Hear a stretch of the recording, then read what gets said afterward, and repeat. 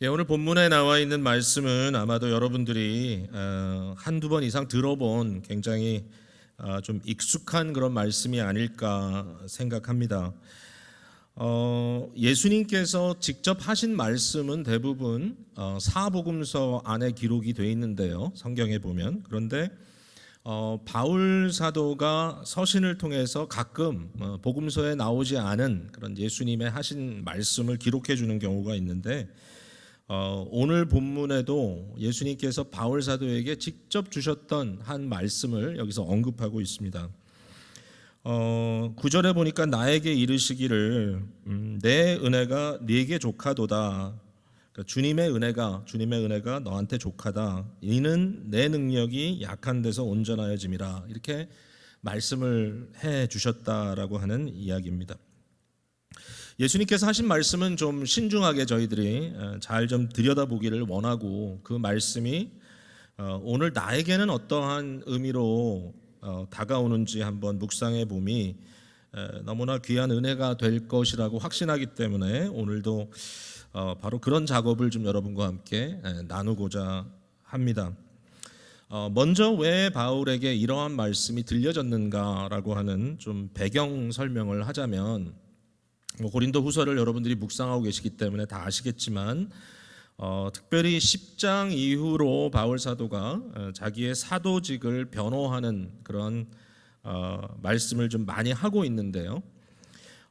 사도직을 변호하는 이유는 여러분 다 아시지만 당시에 고린도에 머물러 있던 사람들 중에 자기 스스로를 지극히 큰 사도라고 이렇게 칭하면서 바울 사도의 사도됨을 비난하고 공격했던 그런 사람들이 실제로 있었기 때문이고, 또 그들의 어떤 이런 잘못된 가르침에 의해서 바울 사도가 좀 뭔가 부족한가 보다 이렇게 의심을 하는 사람들이 교인들 사이에 많이 생겼기 때문입니다. 바울이 자기가 사도다, 진정한 사도다, 나는 참 사도다라고 말하는 것이 그저 바울을 증명하는 것이 아니라 더 중요하게 바울이 한 복음, 말씀, 그러니까 바울이 전달한 이 예수 그리스도의 복음이 진짜 복음이라고 하는 것이 증명되어야 되기 때문에 그게 더 중요한 것이죠. 그러니까 지금 이 지극히 크다고 하는 이 거짓 사도들의 말하고 있는 거짓된 그런 복음, 거짓된 말씀이 아니라 정말 바울 사도가 그들에게 눈물과 참 온 정성을 다하여 전달해 주었던 그 그리스도의 순수한 복음이 진짜 복음이다. 이것을 강조하기 위해서는 바울 사도가 나는 정말 그리스도께서 보낸 사람이다라는 걸 증명해내야 되는 거죠. 사도라고 하는 분들은 주께서 직접 부르시고 주께서 보낸 사람들이 사도이죠. 사도가 스스로 될 수가 없습니다. 말 그대로 보냄받은 자들이기 때문에. 그래서 오리지널 사도는 이제 12사도가 있었는데 이제 거기에 한 명이 탈락하게 되고 또 다른 사람이 들어오게 되는 과정도 있죠. 근데 여기에 바울 사도는 특별히 다메섹으로 가서 교회를 핍박하려고 하는 그런 시기에 영광 중에 계신 주님께서 그에게 직접 나타나서 그를 부르셨습니다. 사울아 사울아 내가 어찌하여 나를 핍박하느냐. 단순히 그 말만 하신 게 아니라 바울에게 너는 이방인을 위하여 빛으로 세운 나의 사도다, 나의 일꾼이다. 즉 유대인들을 전도하기보다도 더 중요하게 비유대인들, 이방인들에게 복음을 전하는 도구로 내가 너를 세웠다고 주께서 확실히 부르신 거죠. 그래서 이제 바울은 사도가 된 것입니다. 바울은 자기 스스로가 사도라는 말을 편지를 쓸 때마다 거의 매번 빠지지 않고 예수 그리스도의 뜻으로 부르심 받은 사도다라고 이렇게 설명을 하고 있는데요. 사실 우리 입장에서 봤을 때 이제 사도의 직분과 맥이 통하는 게 선지자의 직분입니다. 구약에 보면 이 선지자의 직분이 있고 또 그 선지자들은 하나님의 계시의 말씀을 담아서 말도 하고 또 그것을 기록해 주는 역할을 해준 거죠. 그리고 이어서 신약 성경에 사도라고 하는 분들이 예수 그리스도에 대한 확증된 증거의 말씀을 기록을 해준 거죠. 여러분 성경 말씀은 하나님의 언약의 이 레코드이죠. 그래서 하나님과 하나님의 백성들 사이에 이 언약적 관계에 대한 모든 내용들을 여기에 완전하게 담아 주신 겁니다. 그래서 이 66권의 이 작은 책으로 구성되어 있는 하나의 성경 말씀 속에 우리는 하나님의 언약의 말씀이 신구약 성경으로 온전히 주어졌다고 이야기를 하는데, 이렇게 되기 위해서 사용받은 사람들이 선지자와 사도였던 거죠. 그래서 바울 사도도 그런 이야기를 합니다마는 사도와 선지자의 이 기초 기반 위에 교회가 세워졌다라고 이야기하고, 우리는 바로 이 말씀을 통하여 예수 그리스도를 알아가는 사람들이죠. 사도 바울이 내가 사도라는 것을 증명하기 위해서 하는 말이 오늘 본문 12장 좀 전에 좀 앞서 있는 내용을 이제 말하고 있는데 좀 뜻밖의 내용입니다. 한번 보시겠습니까? 12장 2절에 보니까 이런 얘기를 합니다. 내가 그리스도 안에 있는 한 사람을 아노니 그는 14년 전에 셋째 하늘에 이끌려 간지라. 그가 몸 안에 있었는지 몸 밖에 있었는지 나는 모르거니와 하나님은 아시니라. 내가 이런 사람을 아노니 그가 몸 밖에 있었는지 몸 안에 있었는지 몸 밖에 있었는지 나는 모르거니와 하나님은 아시느니라. 그가 낙원으로 이끌려가서 말로 표현할 수 없는 말을 들었으니 사람이 가히 이르지 못할 말이로다 그랬어요. 이것이 이제 바울 사도가 경험한 어떤 중요한 신비적 체험인데요. 여기에 바울이 어떤 사람이라고 하는 이제 3인칭을 쓰고 있지만 뭐 우리가 너무 당연하게 이건 바울 자신에 대한 이야기인 것을 알 수 있죠. 그러니까 바울이 자기 얘기를 지금 하고 있는데 이것을 제3의 인물처럼 이렇게 설명을 하고 있어요. 근데 여기 굉장히 중요하게 반복되는 말이 뭐냐면 몸 안에 있었는지 몸 밖에 있었는지 모르겠다라는 거예요. 그러니까 14년여 전에 이러한 체험을 바울이 했는데 그때 자기 스스로 생각하고 하기에는 너무 기가 막히지만 자기가 있는 몸 그대로 3천층 세 번째 하늘에 들려갔었다라고 얘기를 하는 거예요. 그러니까 본인은 그때 순간에 느꼈던 거는 뭐 마치 이렇게 꿈을 꾸는 것처럼 느껴지지 않았고 굉장히 자기의 어떤 감각을 통해서 그 상황이 감지됐던 거예요. 그러나 생각해 보면 어이가 없잖아요. 어떻게 그런 일이 있을 수 있지? 그러니까 얘기를 하는 거예요. 몸 안에 있었나? 몸 밖에 있었나? 분명 꿈 같진 않았는데 이게 뭐지? 자기는 잘 모르겠지만 하나님은 아신다. 여기에 셋째 하늘이라는 말은 고대 그 유대 사람들이 가지고 있었던 어떤 이 일종의 하늘에 대한 이해입니다. 그래서 첫째 하늘은 이 대기고요. 우리가 숨쉬고 있는 대기고, 둘째 하늘은 그 우주고, 셋째 하늘을 뭐라고 생각했냐면 하나님의 보좌가 있는 하늘 지성소를 셋째 하늘이라고 불렀어요. 그러니까 이 셋째 하늘에 올라갔다라고 하는 것은 뭐냐면 하나님의 보좌 앞에 섰었다 이거죠. 여기와 이제 연결되는 말씀이 여러분 잘 아시지만 요한계시록 4장에 사도 요한도 이 계시를 받는 가운데 하늘 문이 열리고 이리로 올라오라라는 말을 들었을 때 올라가 보니 하나님의 보좌가 있었고 24장로들이 그 주위에 있었다라고 하는 얘기예요. 제가 아까 선지자 얘기를 했는데 이제 맥이 좀 통하는 겁니다. 왜 바울이 이런 얘기를 하는가? 내가 하나님으로부터 계시를 직접 받았다.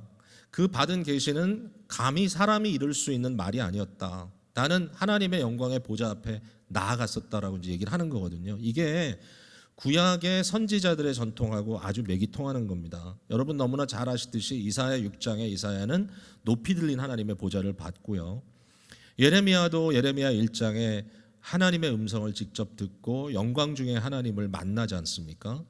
에스겔도 하나님의 보좌를 보죠. 에스겔 1장 그 이후에 에스겔은 여러 번 하나님의 영광의 보좌가 사실은 그때는 막 움직이는 보좌를 그가 보게 되는 것입니다. 그래서 이 선지자들이 하는 말이 내가 참 선지자인 것의 증명은 여기에 대한 시그네처 나의 스탬프가 있다면 내가 이처럼 영광 중에 하나님을 직접 만났다. 그의 음성을 직접 들었다. 그가 부르심을 직접 경험했다라고 이렇게 얘기하는 것처럼 여기에 이제 바울 사도는 자기의 이 엄청난 환상을 이 경험을 이 체험을 이야기하면서 내가 그 하나님을 만나고 주님을 통해서 직접 계시를 들었다라고 말하고 있는 거죠. 그러므로 뭘 얘기하려는 겁니까? 바울이 나는 진정 어텐틱 진실된 참된 사도다. 나는 정말 사도로 부름받았다라고 이야기를 하고 있는 거예요.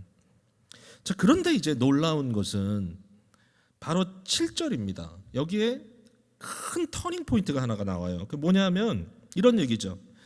여러 계시를 받은 것이 지극히 크므로 너무 자만하지 않게 하기 위하여 내 육체에 가시 곧 사탄의 사자를 주셨으니 그랬어요. 자, 여기에 육체의 가시라는 말에 우리가 좀 집중해야 되는데, 갑자기 사도성, 자기의 사도직을 증명하는 이야기를 하다가 갑자기 자기 육체에 가시가 있다는 얘기를 하는 거예요. 이렇게 얘기하면 불리하지 않나요?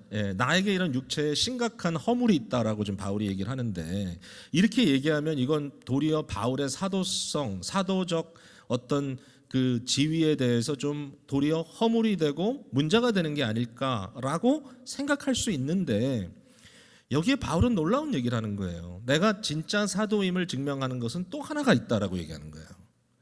내가 이렇게 지극히 위대한 환상, 지극히 위대한 계시를 받았는데, 이것 자체도 구약의 이사야처럼 예레미야처럼 에스겔처럼 하나님의 보좌를 보았던 그 사도로서의 증명이지만, 또 하나의 나의 사도성의 증명은 내 몸에 육체의 가시를 지녔다는 거다. 여러분, 육체의 가시가 뭡니까? 육체의 가시라는 건 그 얘기는 굉장히 곤란하고 아픈 겁니다. 저는 이 표현이 너무 잘 맞아요. 육체의 가시. 여러분, 손가락 끝에 가시 하나만 박혀 있어도 얼마나 아프고 괴롭습니까? 그래가지고 더 상처를 내면서라도 그 가시를 빼내지 않으면 견딜 수 없는 게 우리의 본능인데, 바울은 자기의 몸에 큰 가시 하나가 박혀 있었다는 거예요. 근데 이 가시가 뭐냐? 놀랍게도 그는 사탄의 사자라고 얘기합니다. 누가 이 가시를 준 거예요? 내 육체에 가시 곧 사탄의 사자를 주셨으니, 그냥 이것은 자기가 뭐라고 얘기하냐면 it was given, 나에게 누군가에 의해서 주어졌다. 뉘앙스는 이거는 주님이 줬다는 거예요. 근데 이것을 사탄의 사자라 그래요. 이게 좀 이해가 안 되죠. 근데 저는 이게 굉장히 훌륭한 표현이라고 생각합니다. 우리의 삶에 닥친 이런 육체의 여러 가지 연약함들이나, 정말 여러분도 이 말을 들었을 때 나 이거 뭔지 알아, 나에게도 이런 핸디캡이 있고 나에게도 이런 육체의 가시가 있어라고 말할 수 있을지 모르겠는데, 그것은 한편은 주님께서 허락하여 주신 것이지만, 또 다른 한편은 무슨 역할을 하고 있냐면은 사탄의 도구로서 나를 실망하게 하고 나를 믿음으로부터 이탈시키려고 하는 그러한 역할이 있었다는 거예요. 그런 유혹을 받았다는 거예요, 이걸로 인하여. 근데 거기에 양면성이 있어요. 이걸 어디서 우리가 좀 볼 수 있냐면은 욥이라고 하는 구약에 나오는 이 고난의 종으로서의 대표적인 사람을 통해서 볼 수 있는데, 여러분 욥을 보면은 처음에는 재산 다 날아가고 자녀들 다 죽잖아요. 근데 두 번째 거대한 그에게 닥쳤던 시련은 뭐냐면은 발바닥에서부터 정수리까지 온 몸에 종기로 덮어진 거예요. 누가 했습니까? 사탄이 그렇게 쳤습니다, 그를. 근데 그게 사탄이 한 겁니까? 하나님이 허락을 했습니다. 사탄의 의도는 뭐냐면은 이렇게 함으로써 욥이 하나님을 향하여 저주하고 하나님으로부터 불신앙으로 돌아서기를 원했던 거니까. 이것은 사탄의 도구가 맞습니다. 사탄의 메신저입니다. 그리고 그것을 통하여 어떻게 해서든지 욥이 무너지도록 하려는 것이 의도였는데, 이건 유혹이죠. 그런데 동시에 하나님은 그것을 오버라이드하는 어떤 역사가 있었다는 거예요. 그것을 극복해내는 하나님 편에서 역사가 있었어요. 그게 뭐냐면 이것이 도리어 욥으로 하여금 하나님을 떠나가는 그러한 어떤 역할을 하는 것이 아니라, 도리어 이것으로 인하여 더욱더 그가 하나님을 찾을 수밖에 없는 그런 상황으로 가게 만드는 하나님의 도구였다는 거예요. 또 다른 면에서 바울이 그걸 여기서 얘기하고 있어요. 내 육체에 가시가 있었다. 근데 그 가시는 뭐냐?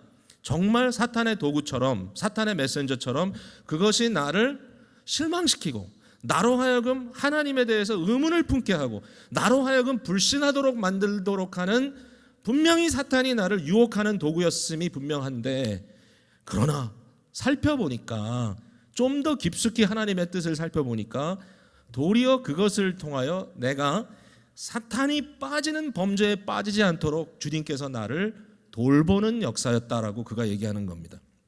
사탄이 빠진 건 뭡니까? 교만입니다. 자만입니다. 여기에 바울 사도가 하는 말은 여러 계시를 받은 것이 지극히 크기 때문에 나로 하여금 너무 자만하지 않게 하기 위해서 육체의 가시를 내게 두셨고, 이 육체의 가시를 제해달라고 내가 하나님께 3번이나 주님께 간구했는데 마치 겟세마네에서 예수님께서 3번 이 잔을 옮겨달라고 간구했던 것처럼, 그러나 주의 뜻이 이루어지이다 한 것처럼 이 상황에서도 주님께서 노하셨다. 내가 이 가시를 너로부터 빼내지 않겠다. 여기에 이제 바울 사도가 이 이유가 뭐냐면은 너무 자만하지 않게 하기 위함이다. 여러 계시를 받은 것이 한두 가지가 아니라 여러 계시를 받은 것이 지극히 크기 때문에 내 삶 속에 내 육체에 이런 연약함을 주셨다. 제가 좀 전에 얘기했죠. 바울의 사도성, 이 바울의 사도직에 대한 증명이 무엇이었는가? 이 놀라운 환상과 계시를 받은 것이 하나라면 또 하나는 뭐냐면 그의 육체의 가시다.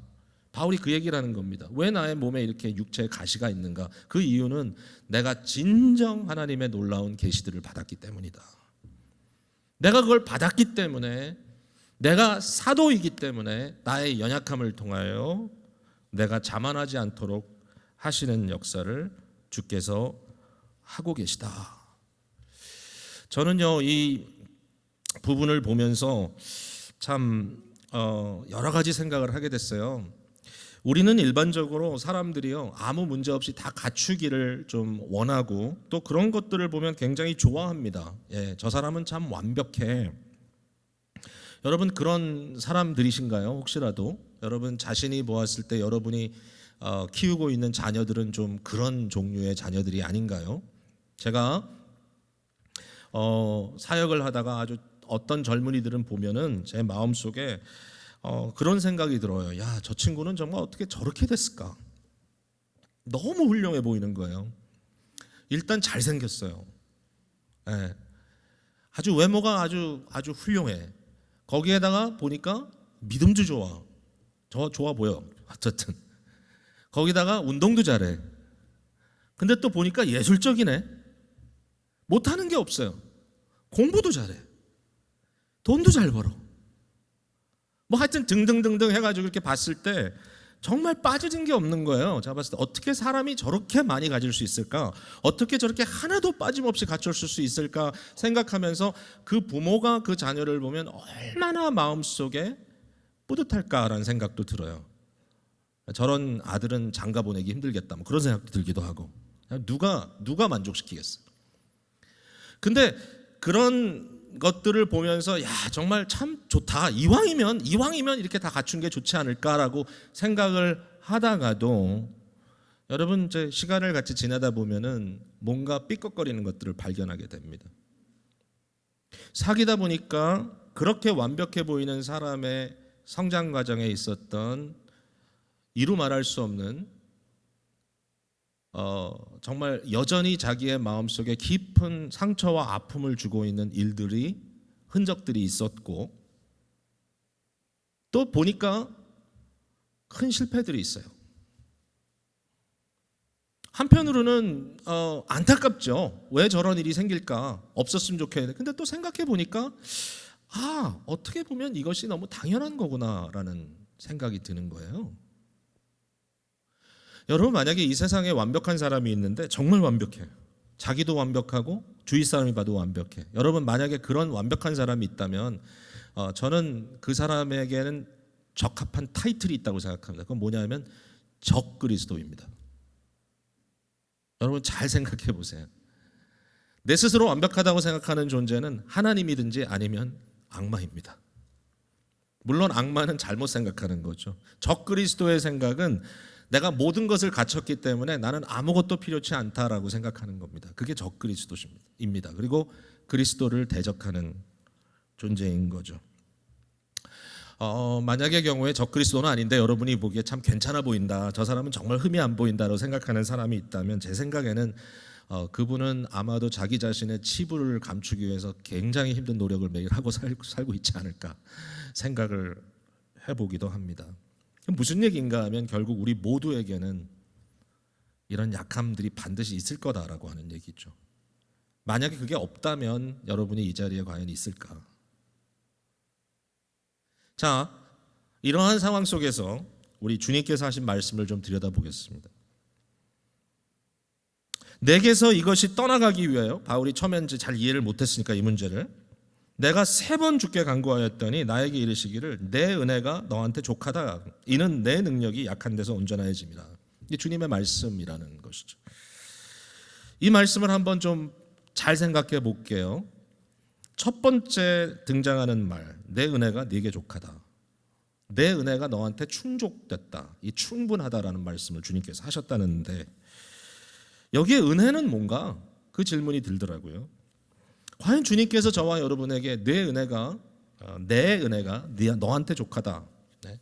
주님께서 주시는 은혜가 너한테 충분하다라고 말씀하실 때 그 은혜는 뭘까?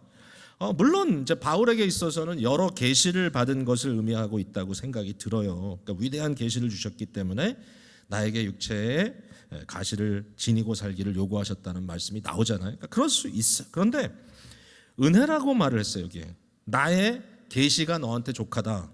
네가 받은 환상이 너에게 족하다 그러지 않고 내 은혜가 너에게 족하다 그랬단 말이죠. 은혜라는 말을 고린도후서 하나만 가지고도 살펴봤단 말이에요. 이제 본 거예요. 도대체 은혜를 바울이 은혜라고 얘기할 때 뭘 주로 얘기하는가 쭉 봤더니 가늠이 안 돼. 뭐냐면 은혜라는 말이 너무 포괄적으로 쓰여지는 거예요. 모든 게 다 은혜예요. 이것도 은혜 저것도 은혜. 그러니까 은혜를 딱 봤을 때 이것이 은혜구나라고 딱 짚어내기가 어려워요. 결국은 굉장히 광범위한 얘기를 바울 사도가 여기서 하고 있다라는 거예요. 바울의 서신에 등장하는 은혜라는 단어는 한두 마리로 정리가 안 돼요. 이렇게 말할 수 있어요. 바울이 내가 나된 것은 은혜이고 내게 주어진 모든 것이 다 은혜다. 결국은 은혜는 포괄적인 것이다. everything이다. 이렇게 말하는 겁니다. 주님께서 내게 주시는 은혜가 정말 충족하다. 이것이 충분하다라고 고백하는 것이죠. 그게 주님의 말씀이고, 자 여러분, 주님의 은혜는 풍성하게 우리에게 주시는 주님의 선물인데 절대로 우리 스스로 가지는 것이 아닙니다. 밖에서 우리에게 주어지는 겁니다. 은혜는 말 그대로 선물, 밖에서 안으로 들어오는 선물입니다. 근데 이것을 주께서 그냥 막 주시는 것이 아니라 주권적으로 적절한 분량을 우리에게 허락하십니다. 이게 바울의 신앙이에요. 에베소 4장 7절에 보니까 우리 각 사람에게 그리스도의 선물의 분량대로 은혜를 주셨나니 그랬습니다.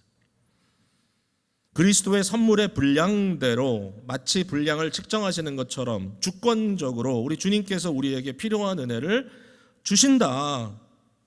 그러니까 은혜는 주님께서 바울에게 주권적으로 주시는 모든 것을 다 의미한다라고 말할 수 있습니다. 근데 주께서 허락하시는 것입니다.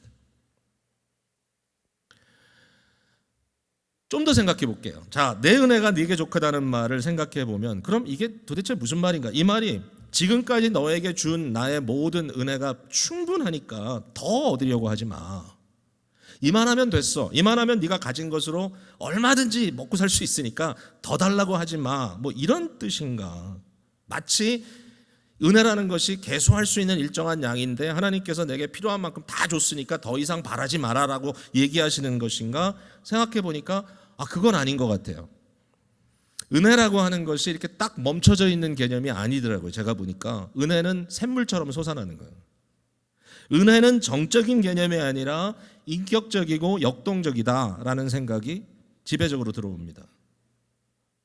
어떤 일정한 분량을 주고 이게 내가 너에게 주는 은혜다라고 말씀하시는 것이 아니라 결국 은혜를 받는다. 우리가 주님으로부터 은혜를 경험한다는 것은 지속적으로 우리 주님께서 필요한 대로 채워주시는, 그러니까 마치 만나를 내려주시는 일용할 양식처럼 아니면 아침마다 새로운 하나님의 신실하심처럼 끊임없이 우리에게 주님께서 주권적으로 의도적으로 아주 주께서 너무나 우리를 잘 아셔서 우리에게 끊임없이 부어주시는 주님의 돌보심이다.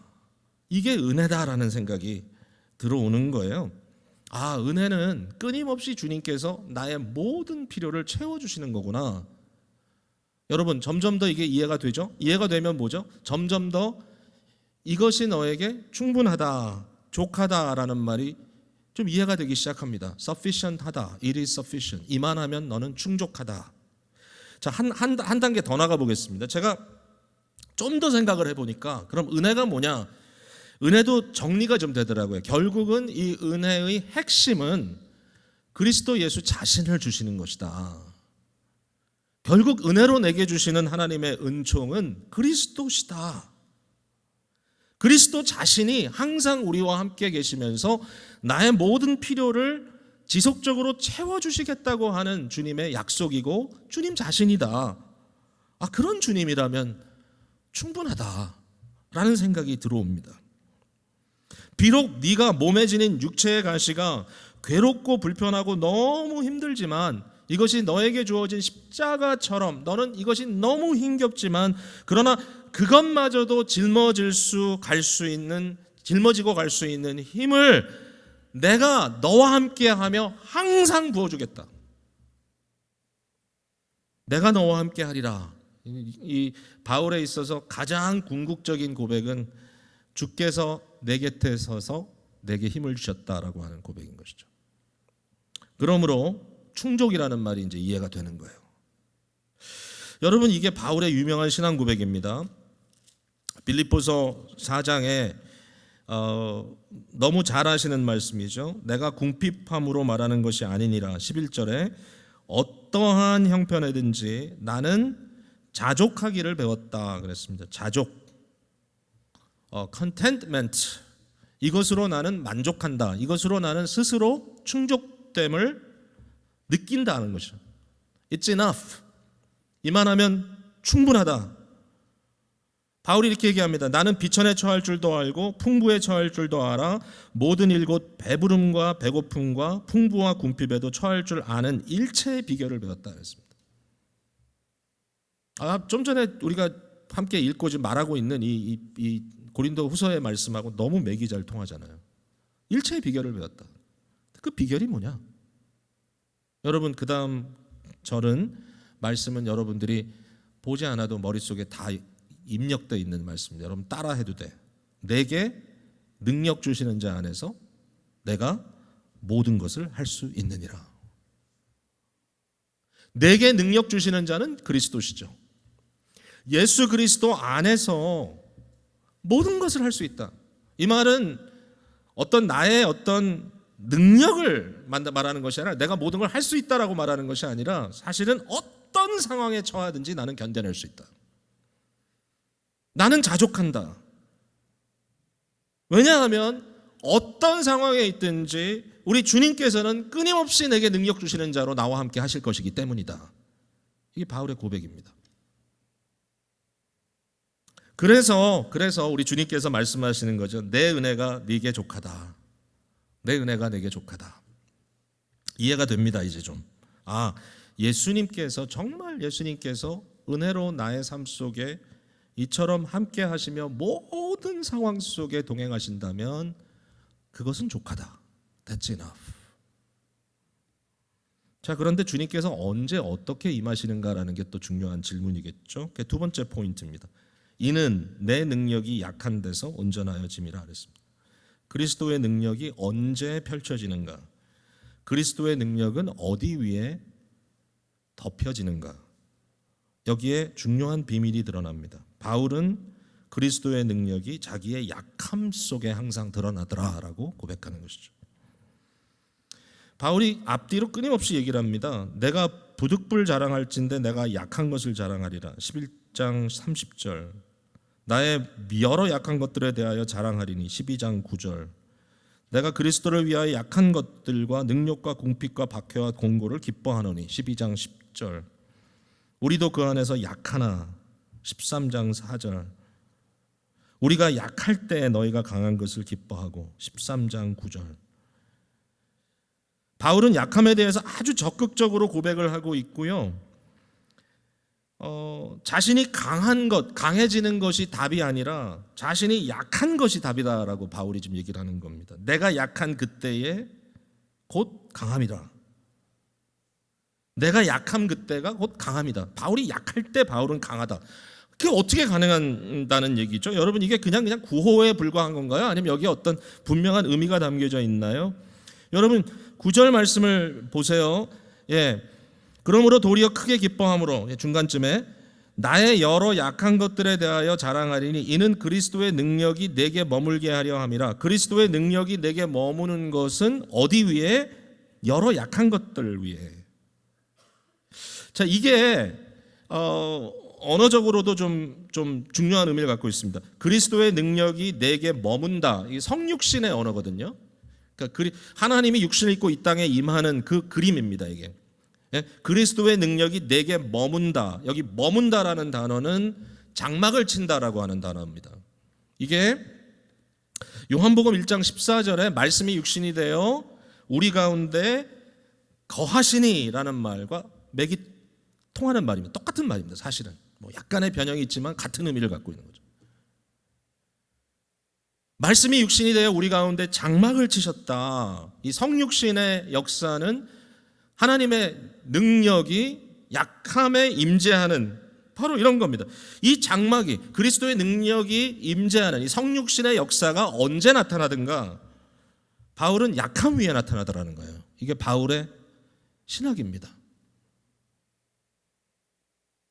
그리스도는 그의 백성들의 강함 위에 장막을 치는 것이 아니라 그의 백성들의 연약함 위에 장막을 치고 역사하시더라. 이런 비유는 성경에 얼마든지 나타나죠. 아브라함이 약속의 아들을 얻은 그때는요, 아브라함이 젊고 왕성하여 자기의 능력껏 얼마든지 할 수 있었던 그런 때가 아니고요. 그때 주어진 아들은 이스마엘입니다. 자기의 능력껏 자연의 법칙에 의해서 얻어낸 아들. 그러나 약속의 아들 이삭을 주실 때는요, 아브라함과 사라가 실제적으로 더 이상 생명력을 상실하고 불가능하다라고 할 때 하나님께서 그 능력을 베풀어 주셨어요. 다윗의 가장 인생의 하이라이트 중에 하나인 골리앗과의 만남에도 우리가 그것을 보고 너무 아주 감격하는 이유는 뭐냐면은 다윗이 한 말입니다. 골리앗을 향하여 너는 위대한 장수로서 칼과 창과 온갖 세상이 가질 수 있는 최고의 무기를 가지고 나에게 나오지만 나는 만군의 여호와의 이름으로 나아간다. 근데 만군의 여호와라는 이름을 할 때는 굉장히 멋있어 보이는데 실제로 그의 손에 들려 있는 것은 막대기 하나하고 돌팔매란 말입니다. 여러분, 다니엘도 그런 경험을 합니다. 다니엘이 바벨론에 이끌려갔을 때 어린 아이죠. 다니엘과 세 친구가 왕의 진미를 물리칩니다. 우상에게 드렸던 음식을 내가 먹지 않겠다. 거기는 정말 필요한, 나의 육체에 필요한 모든 것들이 담겨져 있어요. 많은 프로틴이 있고. 그러나 그것을 물리치고 뭐라고 얘기합니까? 나는 채소와 물만 먹겠다. 여러분, 이게 무슨 다이어트하는 그런 비결을 얘기하는 게 아닙니다. 여러분, 채소와 물만 드시지 마세요. 필요한 양식을 다 드셔야죠. 그러나 다니엘 1장에서 주시고 싶은 건 뭐냐면 이방 나라요. 다니엘이라고 하는 정말 어떻게 보면 아무런 근거도 지니지 못한 포로 잡혀간 한 어린아이가 그것도 그 순간에 내가 왕의 진미를 먹는 것이 아니라 나는 그저 채소와 물만 먹겠다라고 하는 그 역사 속에 하나님의 능력이 임하는 것을 증명해내는 것이죠. 이게 하나님의 방법이었다는 것이죠. 나사렛 처녀 마리아는 어떻습니까? 이상하게도 우리 마음속에 마리아에 대해서는 여러 가지 생각들이 있습니다. 아마도 그 동네에서 가장 좀 참한 안악이 아니었을까. 그 동네에선 그래도 좀 경건하다고 소문났던 자매가 아닐까. 그래도 좀 남들보다는 좀 참하게 예쁘게 생기지 않았을까. 모르겠어요. 여러분이 생각할 때 이 나사렛에 있던 처녀 이 마리아가 어떤 모습이었을까? 그런데 성경적인 흐름이나 어떤 맥락으로 봤을 때 마리아는 다른 사람보다 이쁘지 않았고, 마리아는 다른 사람보다 똑똑하지도 않았고, 마리아는 다른 사람보다 사실은 더 경건하지도 않았을지도 모르고, 뭐 제가 뭐라고 말할 수는 없지만 그러나 마리아가 마리아 된 것이 어떤 그런 강함의 조건이 있었기 때문인가? 아니죠. 가장 연약한 한 여인 위에 뭐가 임한다고요? 하나님의 권능이 임해서 그가 하나님의 성육신 역사를 도구로 이행하는 겁니다. 자, 근데 가장 중요한 건 예수님이죠. 13장 4절에 바울이 얘기합니다. 그리스도께서 약하심으로 십자가에 못 박혔나니 하나님의 능력으로 살아계시니. 그리스도께서 약하심으로 십자가에 못 박히셨으나 하나님의 능력으로 살아계시는. 여러분, 이게 너무 중요합니다. 예수님이 십자가에 못 박히실 때 강하지 않았습니다. 저는 뭐 예수님의 십자가 상을 이렇게 그림으로 그리고 표현한 것들을 그렇게 좋아하지는 않습니다. 솔직히 뭐 꼭 눈으로 봐야 그게 느껴지는 건 아니니까요. 근데 혹시라도 어떤 분이 그림을 그리면서 예수 그리스도의 십자가의 달림을 당당하게 그렸다면, 당당하게 그리다 못해 십자가에 달린 예수님의 벗은 몸에 온갖 근육질이 막 보이고 탁 서가지고 당당하게 거기 얼마든지 가능한 모습으로 매달려 있는 그런 예수 그리스도를 상상했다면 그건 바울이 증거한 예수님 아닙니다. 십자가의 예수님은 약하셨습니다. 너무너무 약했습니다.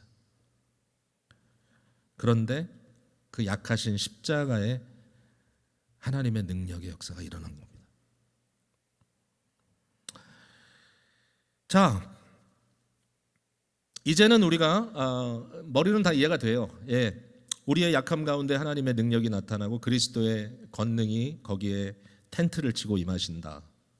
다 압니다. 여기까지 이제.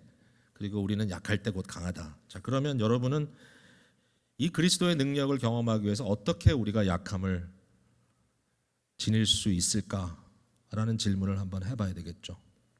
혹시라도 뭐 이 자리에 계신 분들 중에 충분히 나는 약하다라고 하는 것을 인식하신다면 정말 오늘 이 말씀을 통해서 내가 왜 이렇게 약한 자가 되었는지를 내가 좀 깨닫겠다. 왜 나의 형편이 이처럼 힘들고 어려운지를 이젠 좀 알았다.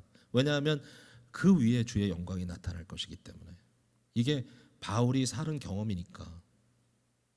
자, 그만큼이 우리에게 깨달아졌다면 저는 그게 다는 아니라고 생각해요. 왜냐하면 잘못하면 어떤 경우에는 우리의 약함 자체를 도리어 우리가 좀 흉내내는 그런 경우도 생길 수 있기 때문입니다. 여러분, 일부러 머리를 숙이고 허리를 굽히고 사실은 힘이 있는데도 불구하고 교회 나올 때마다 사람들 앞에 천천히 이렇게 막 정말 힘든 것처럼 걷고 다니고 얼굴을 찡그리고 다니는 것이 약해지는 것인가?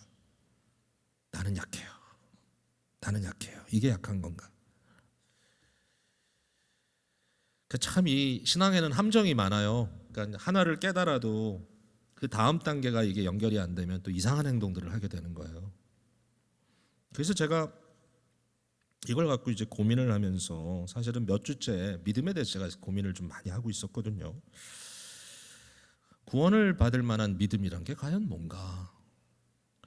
바울 사도가 고린도후서 13장 이 결론적으로 5절에 너희는 믿음 안에 있는가 너희 자신을 시험하고 너희 자신을 확증하라라는 이 믿음이 과연 뭔가? 근데 여기 뭔가 이렇게 딱 연결이 됐어요. 뭐냐면 제가 생각을 해보니까 믿음이라는 것이 본질적으로 약함이에요. 그러니까 성도는 믿음으로 사는 사람이에요. 오직 의인은 믿음으로 살리라. 근데 그 믿음이 약함이에요. 어떤 의미에서 그런가 하면요, 믿음은 분명히 액티브해요. 믿음은 능동적인 거예요. 내가 믿는 거지 누가 대신 믿어주는 건 아니에요. 내가 믿어. 내가 믿는 거예요. 그런데 분명히 내가 믿는 건데 믿음이라는 것은 본질적으로 내가 누구에게 무엇을 주는 게 아니라 내가 받는 거예요. 믿음은. 그러니까 요거를 이제 영어로 표현하면 active receiving이 믿음이에요. 능동적으로 받는 것. 그러니까 믿음이 나에게 주는 이해는 뭐냐면, 자기 이해는 뭐냐면 나는 무언가로, 즉 은혜죠. 은혜로 채움받지 않으면 안 되는 텅 빈 존재이다라는 것을 고백하는 게 믿음이에요. 믿음은 받아들이는 그릇이에요. 믿음은 수용하는 마음의 상태예요. 근데 그게 액티브해. 열심히 수용하는 거예요.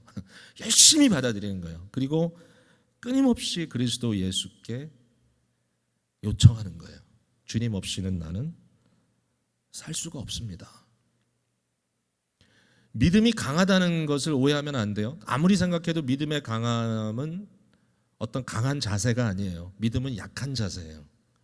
믿음이 강하다는 것은 뭐냐면 더욱더 예수님을 의지한다는 거예요. 더 예수님이 필요로 한다는 거예요. 어떤 분들이 칭의는 믿음으로 얻지만 성화는 나의 노력으로 얻는다. 그런데 제가 이해가 좀 됐어요. 그게 틀렸다는 게. 의로움도 믿음으로 얻고요. 사실은 의로움을 믿음으로 얻는 게 아니라 믿음을 통해서 내가 그리스도를 얻고 그리스도 안에서 의롭다함도 얻는 거예요. 사실 그리스도를 얻는 거예요. 근데 믿음으로 의롭다함을 얻고 나의 노력으로 성화를 이루는 건 아니에요. 왜냐하면 성화도, 믿음의 성화가 있다면 그건 뭐냐면 faithfulness, 더욱더 신실해짐. 그것은 날마다 그리스도를 더 필요로 하는 것. 성화의 핵심적인 포인트는 더 주님을 필요로 하는 거예요. 그래서 성화도 은혜예요. 은혜를 더 깊이 사모하는 거예요. 여러분, 믿음이 올 때 어떤 일이 생기냐면요, 믿음이 올 때 우리의 심령이 상합니다. 믿음이 올 때 우리는 상하고 찢긴 심령을 갖게 됩니다. 주께서 기뻐하시는 것은 뭐냐? 상처받고 상한 심령이다. 왜 그렇습니까? 자기의 죄악된 상태를 이해하기 때문입니다. 그래서 믿음은 회개와 꼭 같이 갑니다. 그러니까 결국 믿음 자체가 약한 거예요, 우리에게. 결국 성도는 믿음이다. 예. 그리고 그 믿음 위에 그리스도의 능력이 임한다. 그 위에 장막 친다. 그럼 그 믿음이 뭐냐? 믿음은 곧 내가 약할 때 믿음이다. 그 위에 곧 그리스도의 오심이 있는 것이죠. 그래서 13장 5절을 다시 한번 읽어보자고요. 너희는 믿음 안에 있는가? 너희 자신을 시험하고 너희 자신을 확증하라. 어떻게 시험을 하지요? 어떻게 확증하죠? 믿음을 예수 그리스도께서 너희 안에 계신 줄을 너희가 스스로 알지 못하느냐? 그렇지 않으면 너희는 버림받은 자니라. 여러분, 믿음이 있다는 것을 확인하는 방법은 믿음의 대상인 그리스도가 우리 안에 있는지 없는지입니다. 다시 말해서 내가 그리스도 없이도 살고 있는가? 내가 그리스도 없이도 얼마든지 살고 있는가? 하루하루. 난 그리스도 생각 안 하고도 넉넉히 있다가 그냥 그리스도를 위해서 한번 일주일에 한번 예배 드려주는 거야. 죄송합니다. 버림받은 자입니다. 이렇게 얘기하는 겁니다, 바울이. 왜냐하면 버림받은 자는 누구죠? 스스로 지극히 크다고 말하는 거짓 사도들입니다. 그들에겐 예수가 없습니다. 예수가 불필요합니다. 자기가 잘났는데요. 예수도 오직 도구에 불과한데요. 내가 원하는 것을 해주시는 분 정도? 이름 팔고 버림받은 자니라. 그러나 믿음은 뭡니까? 주님 없이는 나는 아무것도 할 수가 없습니다. 그냥 말만 그런 게 아니라 우리 속에 그런 너무나 깊고 깊은 공허감을 느끼는 거예요. 주님에 대한 갈망. 주님 없이는 나는 아무것도 아닙니다. 여러분, 세상 자랑으로 가득 차 있으면요, 이거 비껴갑니다. 다음 주일날은 제가 그래서 이것이 공동체 안에 어떻게 역사를 하는가를 좀 여러분과 나누고 싶어요. 이 부분을. 오늘 이 말씀을 통해서 성도는 누군가? 왜 주님의 은혜가 우리에게 이나픈가? 왜 그리고 주님은 나의 약함 위에 능력으로 텐트를 치시는가? 그리고 그 일의 경험은 과연 뭔가? 여기에 대해서 믿음이다. 아, 믿음이구나. 근데 믿음이 믿음 뭐 이런 게 아니라 가장 약한 자리로 들어가는 게 믿음이구나. 주님을 더욱더 받아들이는 것이, 필요로 하는 것이 믿음이구나. 이번 한 주간도 여러분 이것을 그냥 개념적으로만 생각하지 마시고 매일매일 여러분이 하는 모든 것이 more of you. 예수 그리스도의 위대하심이 점점 더 우리 눈앞에, 우리의 마음의 눈앞에 나타나고 더 주님만 더 원합니다. 주님을 원합니다. 주님의 아름다우신 것, 주님의 영화로우심이 나를 채우기를 원합니다라고 그 갈망하는 마음으로 채워지는, 그 갈망으로 채우기 위해서 우리가 약함을 구체적으로 경험한다면 그것도 마다하지 않는 저와 여러분이 되기를 주님의 이름으로 축복을 드립니다. 기도하겠습니다.